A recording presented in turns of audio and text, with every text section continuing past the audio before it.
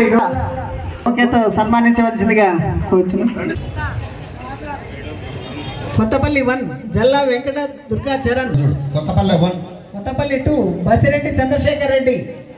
కొత్తపల్లి 2 బసిరెడ్డి చంద్రశేఖర్ రెడ్డి. కొత్తపల్లి 3 చూడు. కొత్తపల్లి 3 కృపాకుల. దాంట్లో డబ్బులు ఉంది కవర్లో. ఇన్ని ఓపెన్ చేయండి. ఒక్కటి చదువు. నంగనూరు బురి శుభచరిత.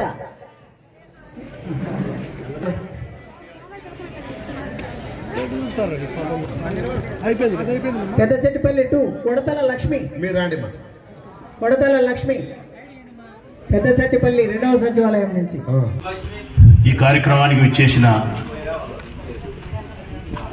నూతనంగా పెన్షన్ తీసుకుంటూ ఉండబడిన పెద్దలకు, భర్తను కోల్పోయి పెన్షన్ తీసుకుంటూ ఉండే నా ప్రియమైన చెల్లెళ్లకు, దివ్యాంగులైనటువంటి నా సోదరులకు నా హృదయపూర్వక శుభాకాంక్షలను తెలియజేస్తూ శిరస్సు వంచి మీ అందరికీ హృదయపూర్వకంగా నమస్కరిస్తా ఉన్నా. మీరందరూ కూడా కొత్తగా ఈరోజే జగన్మోహన్ రెడ్డి గారి ప్రభుత్వంలో పెన్షన్ తీసుకుంటా ఉన్నారు. చంద్రబాబు నాయుడు ప్రభుత్వం ప్రకారం అయితే మరొక 5 సంవత్సరాలకు మీకు పెన్షన్ వచ్చేది. చంద్రబాబు నాయుడు ప్రభుత్వం ప్రకారం అయితే మీకు ఇంకొక 5 సంవత్సరాలకు పెన్షన్ రావాలా, 65 సంవత్సరాలకు. జగన్మోహన్ రెడ్డి ప్రభుత్వం పేదవాళ్ళ యొక్క అవసరాలను, పేదరికాన్ని గుర్తించి ఒక 5 సంవత్సరాల వయస్సును తగ్గించి వీళ్ళకి పెన్షన్ ఇస్తే కొంచెం మనం వారి పేదరికానికి ఉపయోగపడినట్టు ఉంటుంది కదా అని చెప్పి పెద్ద హృదయంతో భావించి 5 సంవత్సరాల వయస్సు తగ్గించినాడు. గత ప్రభుత్వానికంటే పెన్షన్ ఇచ్చే సొమ్మును పెంచినాడు. ఈ నిబంధనల సడలింపు వలన ఈరోజు మీరు పెన్షన్కు అర్హులైనారు. కాకపోతే మీరు పెన్షన్కు అర్హులు కారు. మరి ప్రతి సంవత్సరం ప్రతి నెల ప్రభుత్వం యొక్క సొమ్మును 3,000 రూపాయల దగ్గర మీరు ప్రారంభించి బ్రతికినంత కాలము ప్రభుత్వం వారు ఎంత పెంచితే అంత సొమ్మును మీరు తీసుకుంటే వెసులుబాటు కల్పించిన జగన్మోహన్ రెడ్డి గారికి మీరు హృదయపూర్వకంగా మీరు ఆయన పట్ల ప్రేమ కలిగి ఉండడం అనేది మీ బాధ్యత తల్లి. మనసా వాచే కర్మేణ మనకు సహాయపడిన వ్యక్తుల పట్ల మనం కృతజ్ఞతాభావాన్ని, ప్రేమను కలిగి ఉండి మనం ఏదన్నా జీవితంలో సహాయం చేయడానికి కావాల్సిన స్థితి వస్తే అది ఈశ్వరుడు మనకు ప్రసాదించినటువంటి అదృష్టంగా భావించాలి.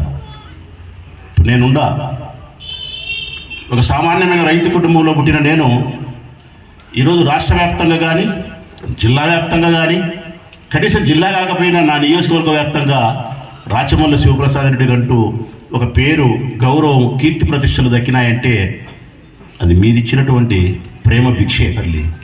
ఈ నియోజకవర్గ ప్రజలైన మీరు ఓటేస్తే నేను ఈ స్థితిలో ఉండా.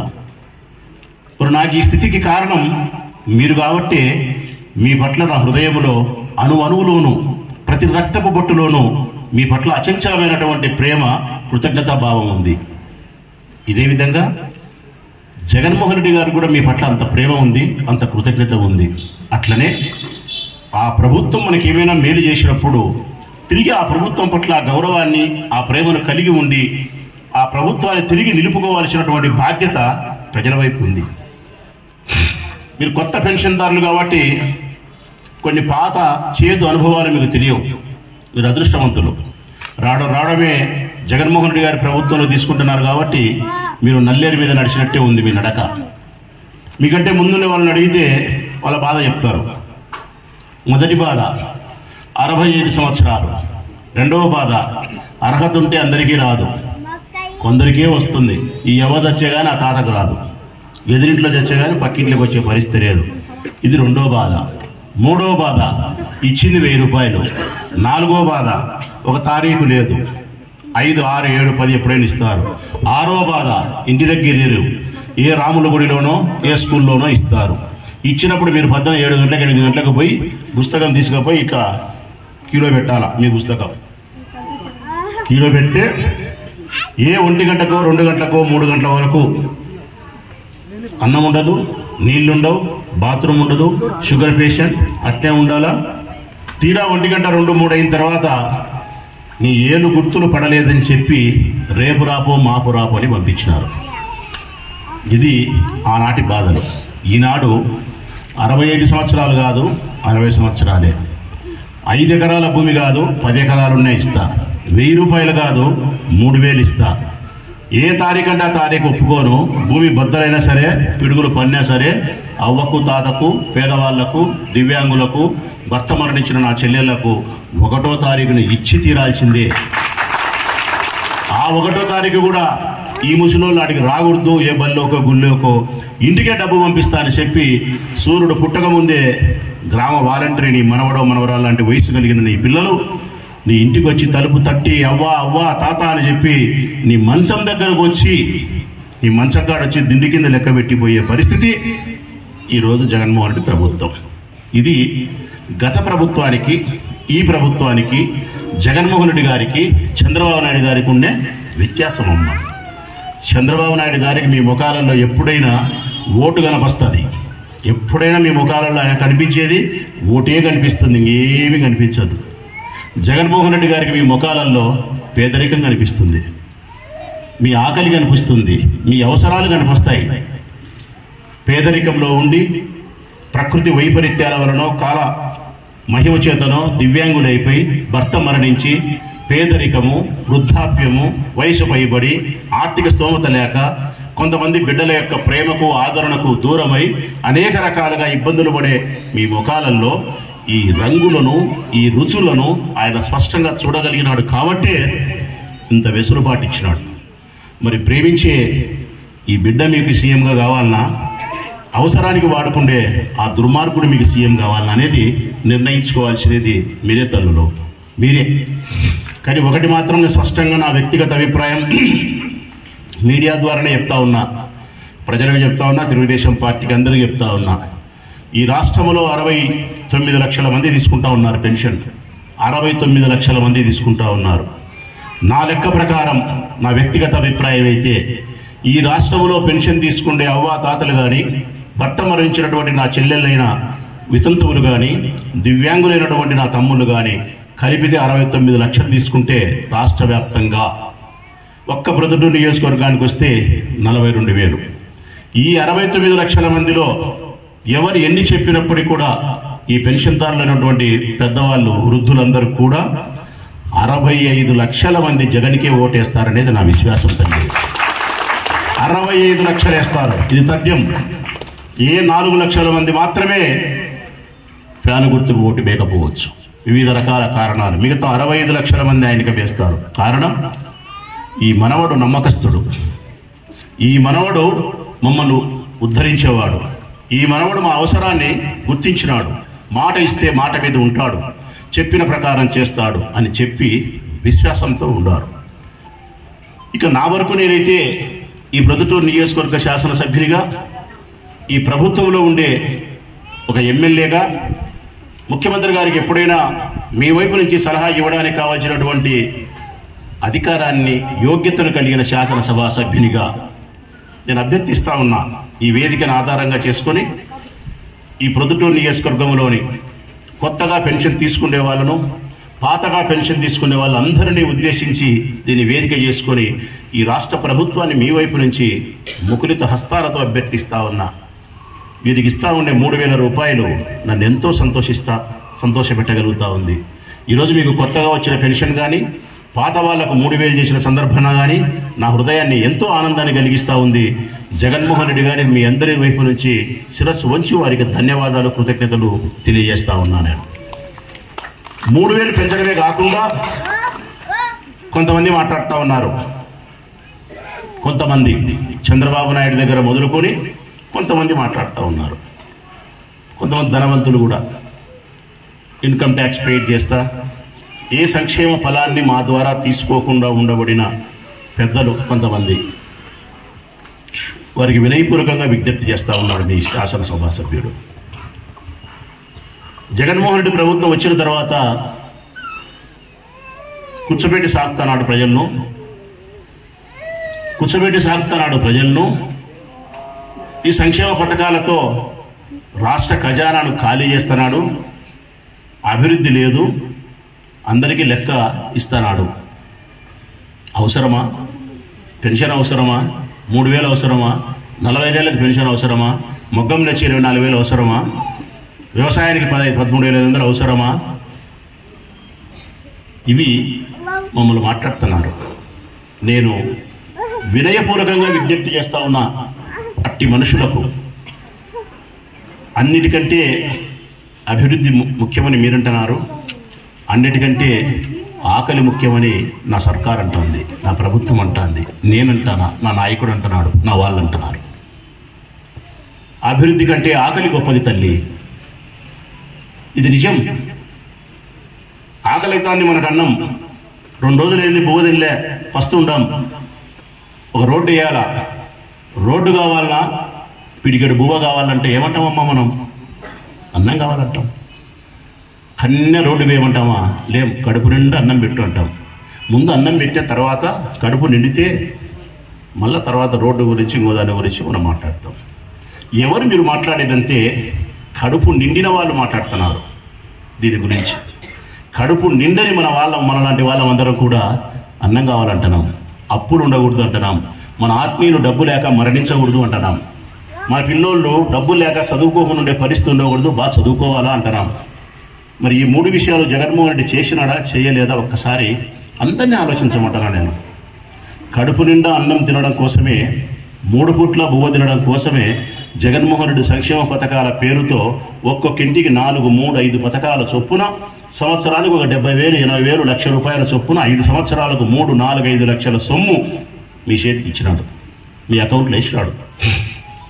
పెన్షన్ అంటే ఇచ్చినాడు, 45 ఏళ్ళ పెన్షన్ అంటే ఇచ్చినాడు, పొదుపు సంఘాల్లో మహిళలకు రుణాలు మాఫీ అంటే ఇచ్చినాడు, వ్యవసాయానికి డబ్బులు అంటే ఇచ్చినాడు, మీ పొదుపు సంఘాలలో మహిళల యొక్క బాకీకి వడ్డీ కట్టినాడు, మొగ్గం నేస్తే 24,000 రూపాయలు ఇచ్చినాడు.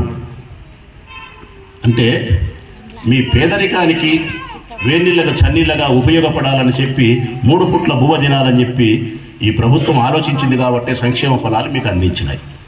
మరి కడుపు నిండిన వాళ్ళు మాట్లాడతారు ఇది అవసరం లేదు అని. కడుపు నిండని ఆకలితో ఉండే మనం ఇది అవసరము అంటాం.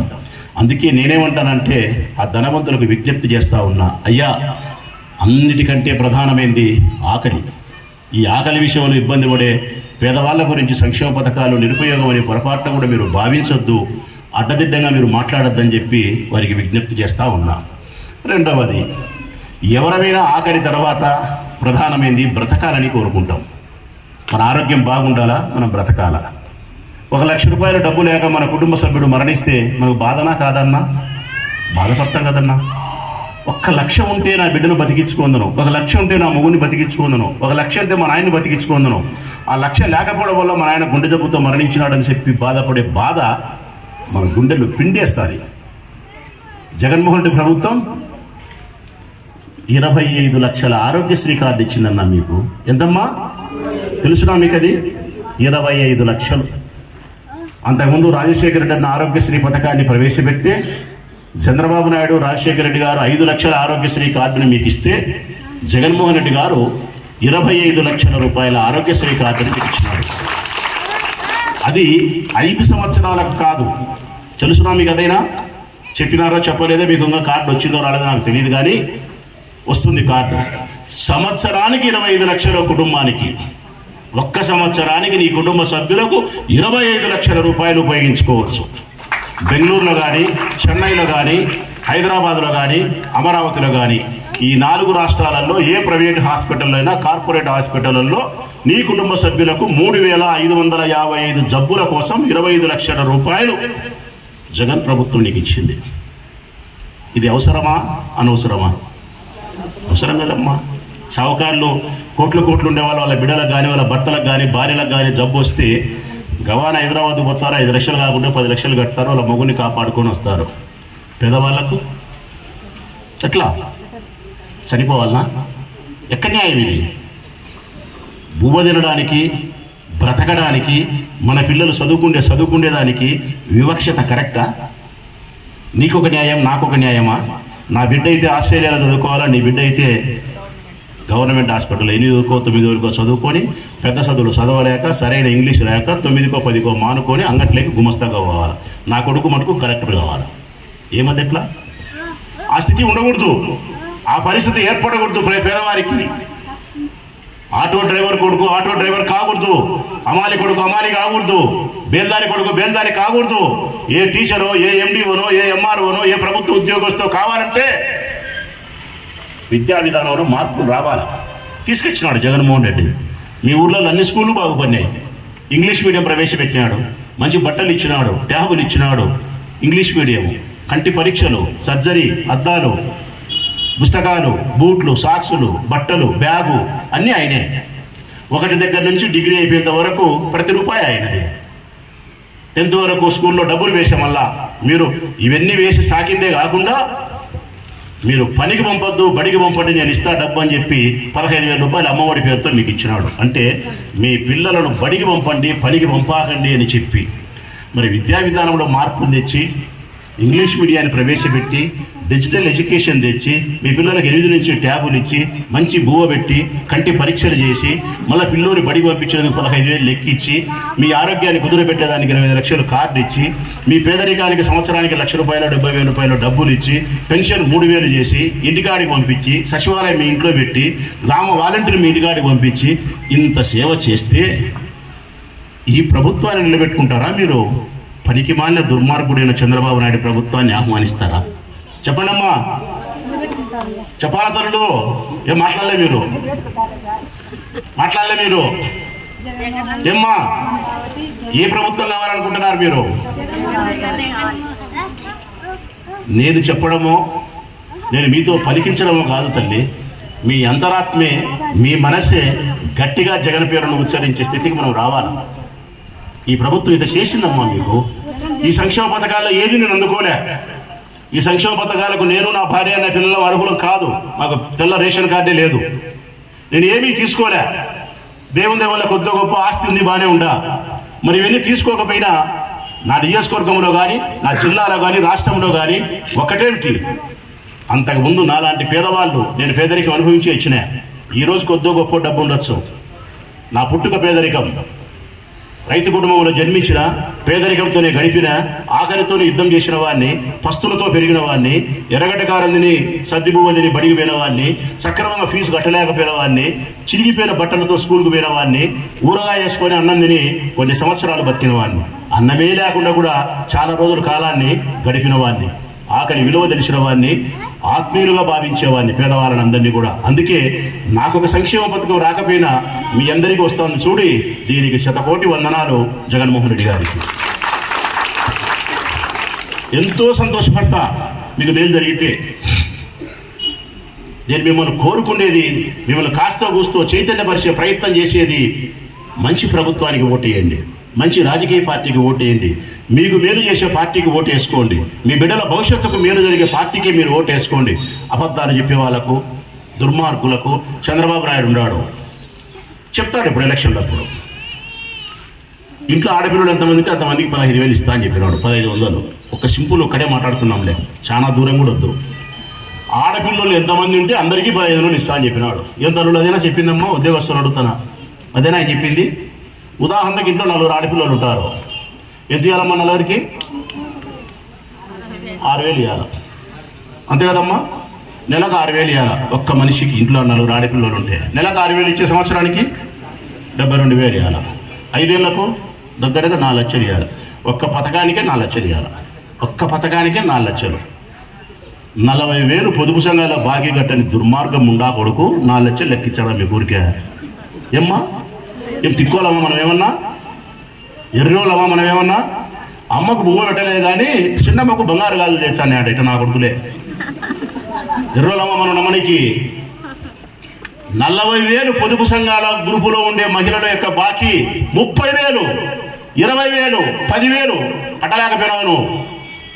2018 ఆఖరి వరకు గాలి వదిలేసి ఎక్క చెల్లెమ్మలను తీరా దగ్గరకు వచ్చిన తర్వాత ఓట్లు వేయరని చెప్పి మోసం చేసేదానికోసం, భ్రమను కల్పించేదానికోసం 10,000 పసుపు కుంకుమ అంటావా? ఆడోళ్ళు పసుపు కుంకుమ అయితే బోలు పడతారనే. ఆ కాలాలు పోయినాయి. పసుపు లేదు, కుంకుమ లేదు, నీకు సున్నం బీగినారు 10,000 తీసుకొని. మోసం చేసి అట్టే ఉంటుంది ఎవరు బతికైనా కానీ. ఎవరు బతికైనా అట్టే ఉండాలా మోసం చేస్తే. ఇప్పుడు ఇతను ఎంతమంది ఉంటే అంతమందికి లెక్కిస్తా, గ్యాస్ సిలిండర్లు ఇంకొకటి చేస్తా, ఎన్ని అబద్ధాలు. అమ్మా ఒకటి బాగా చెప్పగలుగుతా మీకు, ఏ నాయకుడైనా మీరు గమనించాల్సిన లక్షణం, మొట్టమొదటి లక్షణం నాలో అయినా సరే, జగన్లో అయినా సరే, వీళ్ళల్లో అయినా సరే, మీ గ్రామాలలో నాయకునికి ఉండాల్సిన ప్రప్రథమైన ప్రాథమికమైన లక్షణం ప్రజలకు ఏదైనా మాట ఇస్తే నిలుపుకోవాలి. ప్రజలకు ఏదైనా వాగ్దానం చేస్తే ఆ వాగ్దానం నిలబెట్టుకునేవాడే నిజమైన ప్రజానాయకుడు. వాని అతనికే మీరు ఓటేయాల్సిన బాధ్యత ఉంది తల్లి. అది జగన్ అయితే జగన్, చంద్రబాబు నాయుడు అయితే చంద్రబాబు నాయుడు. మనస్ఫూర్తిగా మిమ్మల్ని అందరినీ హృదయపూర్వకంగా ఈ కొత్త పెన్షన్ తీసుకునే సందర్భాన శుభాకాంక్షలు తెలియజేస్తూ, వయసు తగ్గించి పెన్షన్ పెంచి మీ పేదరికానికి తోడుగా నిలవన్న జగన్మోహన్ రెడ్డి గారికి మీ అందరి వైపున శిరస్సు వంచి హృదయపూర్వకంగా ధన్యవాదాలు తెలియజేస్తూ సెలవు. ఈ వీడియో మీకు నచ్చినట్లయితే లైక్ బటన్ క్లిక్ చేయండి. మరిన్ని వీడియోలను పొందడానికి దయచేసి సబ్స్క్రైబ్ చేయండి.